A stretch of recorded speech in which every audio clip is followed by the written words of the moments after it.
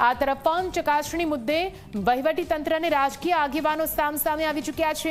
બનાસકાંઠાના સાંસદ જ્ઞાનીબેન ઠાકુરે શાબ્દિક પ્રહાર કર્યા છે। નિયમ અનુસાર પહેલા ભરાયેલું ફોર્મ માન્ય ગણાય તેવું સાંસદ જ્ઞાનીબેનનું કહેવું છે। ભાંભર તાલુકાની મીઠા સીટ પર ઉમેદવારનું ફોર્મ ખોટી રીતે રદ કરવામાં આવ્યું।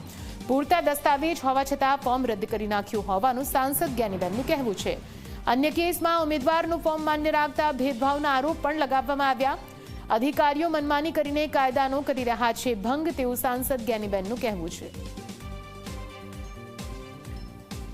જ્યાં બ્યુરોક્રેસી કે જેને તટસ્થ રીતે ચૂંટણી કરાવવા માટેની જવાબદારી જે અધિકારીઓને આપેલી છે એ અધિકારીઓ ક્યાંક ને ક્યાંક રાજકીય દબાણ હોય, ક્યાંક વાલા લાગવાનો પ્રયત્નો કરતા હોય, ક્યાંક અહીંયા સારા પોસ્ટ ઉપર એમને સારી રીતે નોકરી કરવા માટેના વાયદા આપવામાં આવતા હોય અને બ્યુરોક્રેસી એ ન્યાય આપવા માટેનું બંધારણીય જોગવાઈમાં આપણે જ્યારે બંધારણ બન્યું ત્યારથી એ રીતે એનું નક્કી કરેલું છે નિયમો પ્રમાણે।